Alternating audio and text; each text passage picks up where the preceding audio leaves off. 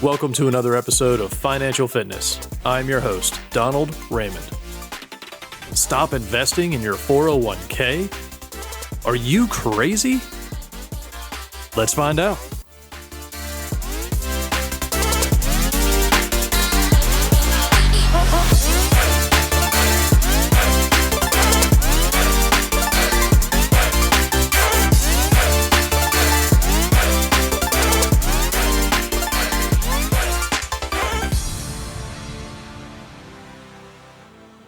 Welcome back to Financial Fitness. I'm your host, Donald Raymond. Well, you've seen the title, Stop Investing in Your 401k. And I know I promised I was going back to basics in this season and in this new year of 22, and I promise that's still the case. The title really is more of an attention grabber than anything.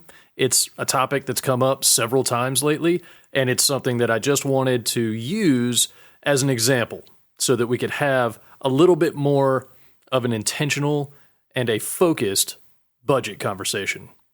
So I hope that this episode is exactly that.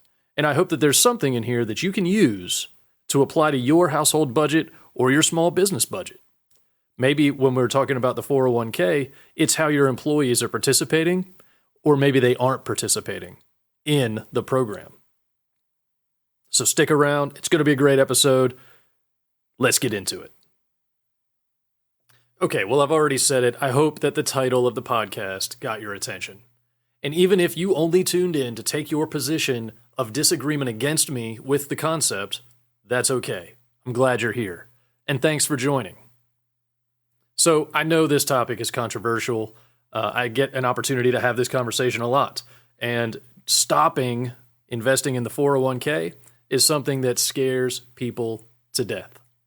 But when it's discussed within the right context, and for purposes of the context of this podcast on financial fitness, when applied to a plan built on goals that support the values to achieve financial freedom and generational wealth, there is a clear place for this financial vehicle to be driven and a place for it to be parked. Today, within the context of the monthly budget and the broader context of your financial plan, I'm going to discuss when you should invest in your 401k. And how much, and also when you should not be investing in the 401k or in any other retirement or investment product. So if I were to guess on just how many people who are hearing this episode would agree that a retirement program that consisted of steady investments in proven mutual funds over long periods of time is a good plan, my guess, 100% of you would agree with that. And even more, that it should be started as soon as possible in order to maximize your return.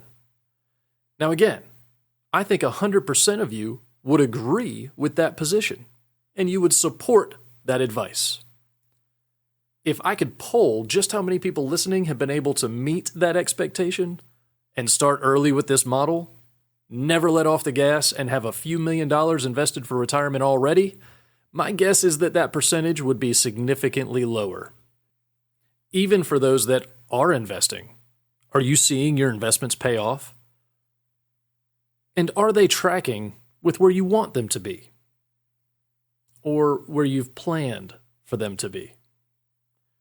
This might raise the percentage a little, but most of us, myself included, look at our retirement in terms of being behind on the plan, or not really knowing how much we need, and worrying that no matter how much we end up with, it won't be enough.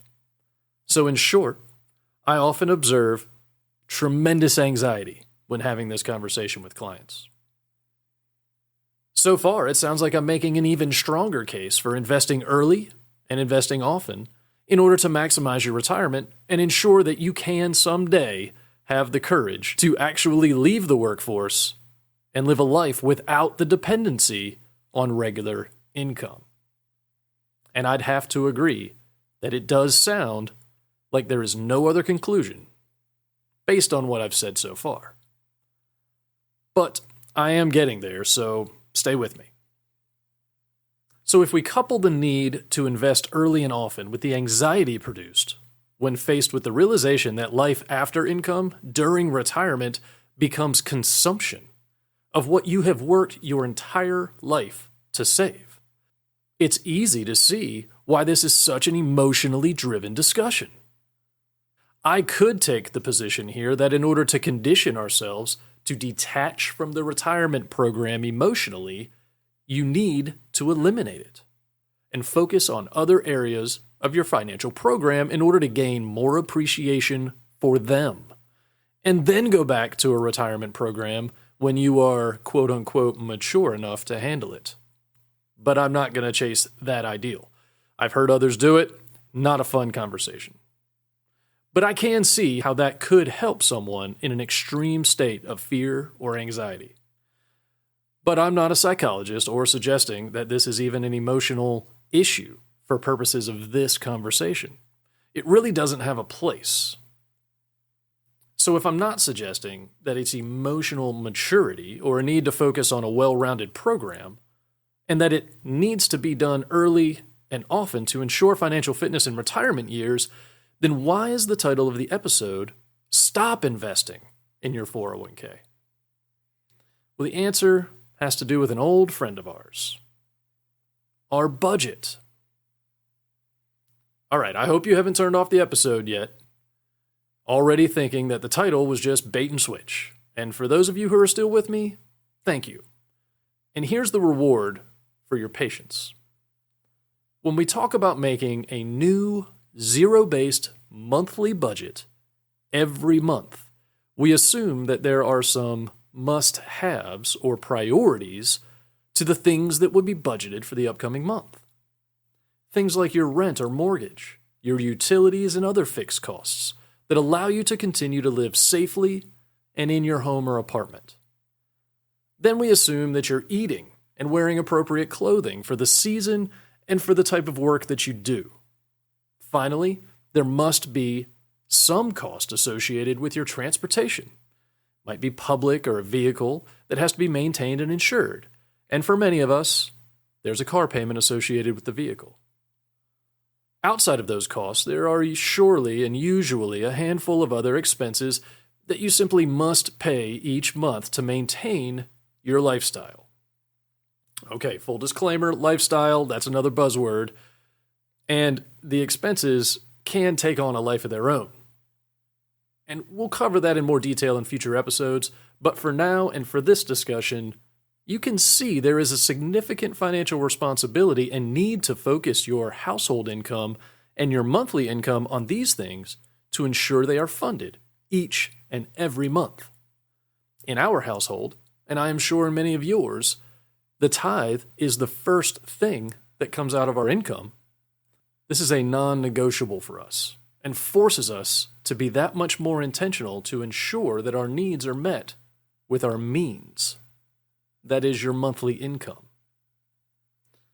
So when preparing a budget based on these priorities, we are using after-tax and pre-tax deductions to plan our monthly income.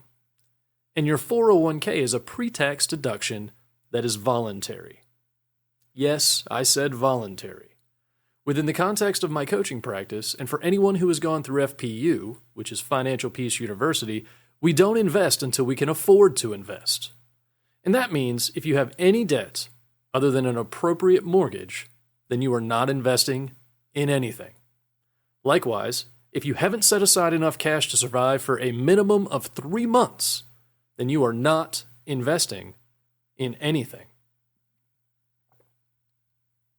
Now, if you're like me, and that idea just caused some kind of involuntary reaction from your gut, then you're in good company. I probably should have stated a warning for anyone driving to pull over or at least focus on driving and prepare for a shock. Shutting down your 401k for any period of time is a scary thought. It is scary. And if it's being done or recommended outside of the context of a winning, proven strategy and plan, then it would also be irresponsible for you to take that action. But let's consider some other scenarios that play out for thousands every single day. Scenario 1. You've been living outside of your means to support a family lifestyle that is conservative but requires just a little extra to maintain. And it means you end up refinancing the house every few years and take a little cash out if you can. Then you get an offer to borrow against your 401k, and it's a good rate, so you take the cash and remodel the kitchen or install that pool that you've been wanting. Then you start a plan to repay the debt and refi the house again to free up enough cash to keep living the newly improved lifestyle. And a few years later, your car is getting kind of old, and you repaid your 401k loan, so now you've got a little equity in the house again, or maybe there's a low interest offer at your local car dealer. So you treat yourself or your spouse to a new car with an affordable payment, and now your net worth, 15 years later, is the same as when you started 15 years ago. Or maybe it's lower because your 401k wasn't earning enough to increase its value while the money was borrowed against it. Here's another scenario. You play the margin game, and you've been borrowing to invest in equities and other financial products, life insurance, stocks, bonds, ETFs, and you max out your 401k every year to recover the maximum tax benefits associated with investments and lowering your AGI, or your adjusted gross income. You then look for the best credit card that you qualify for, and you focus on the perks associated with the program, which require certain levels of spending to increase the rate of return. You study the program and you become an expert in how to maximize the rewards and convert them into quote-unquote real cash or cash equivalents. This requires spending activity to maintain your status and reward levels, and you start to justify the spending patterns with the rewards that are being earned. You've been investing in your 401k to earn the match, and then you try to invest the rest to invest outside of your 401k. This strategy requires your day-to-day expenses to be covered using borrowed money, but you feel like you're getting ahead. And then one day you decide to simplify and liquidate some of your holdings and start to reduce your debt position. And it's then that you realize you haven't increased the net worth position much at all. Once the assets are liquidated and the debts are paid, there's little to nothing left. Both of these scenarios are just hypotheticals, but have been created combining real scenarios from millions of Americans that are living life with some or even all of these strategies as part of their financial program. In other words, they are maximizing their ability to manage debt to try and invest more with the intent that over time it will pay off. The truth here is that the math works, but the reality is very unlikely. Even more compelling than that, when interviewing over 10,000 millionaires to write and publish the book Everyday Millionaire, which is one of the Ramsey resources linked in the episode description, 0% of those millionaires interviewed said that they would use that strategy or would recommend that strategy to create wealth. They all agreed that leveraging debt and playing margins is what separates actual millionaires from those who simply want to be millionaires. There is no shortcut and no trick to growing wealth. Just constant, good financial behaviors that over time, and when done in the right sequence, create expected results. If you want to test the theory, go borrow $1 million from the bank and invest it in the market. Sounds absurd, right? Yeah, you're right, it is. That would be absurd. But every time we refinance the house or use a credit product as a means to, quote, keep more of our money in the market, that's exactly what we're doing. I'll tell on myself here and let you know I lived much of my adult life this way. I pulled from my own experience to create many of the details in the scenarios that I described. And if it wasn't my personal story, then it was somebody close to me. I just didn't know any better. But that all started to change about 12 years ago when I spent a year working at a bank in Northwest Arkansas. And for the first time, we were budgeting and spending and saving and even giving on purpose. Now, this was years before being introduced formally to the baby steps and to Dave Ramsey, and at that time, there were people in my life that thought he could only talk about budgeting that way because he was already rich.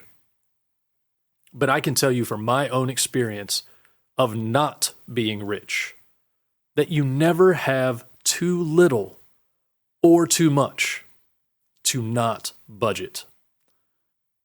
It's like anything and everything else that we do.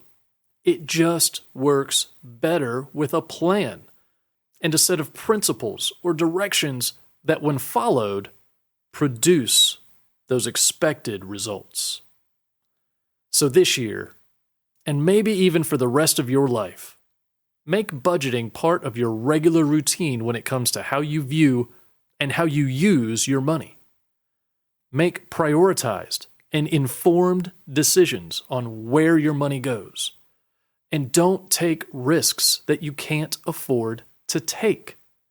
That includes all forms of investing, even the 401k. If you want a plan that works, follow the baby steps. You can download the app and start a free trial at Ramsey Plus in just a few minutes and see how it could work for you. If you need more information and some help creating a customized plan for your story and with your unique goals, then I would love to help you with that. Even if you don't use the tools that I am making available and you build your own instead, that's great, and you will see improvement. That's how I started, and I worked my plan for years before we decided to give this a try. But now, several years into this new lifestyle, I can say with complete confidence that this strategy works, and it will work for you too.